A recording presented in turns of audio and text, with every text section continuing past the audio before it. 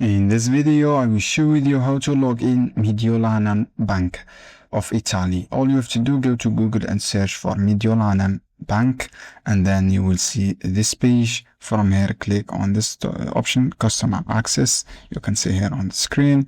After click on Customer Access, you will see this option here, Client Codes and secret codes. From here, write your just like username, guys, your own username here, and then write your secret two codes, and then click Accept this option.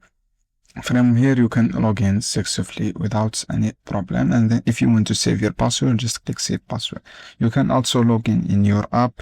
Just download this app on Google Play or Play Store, and then click Install this app.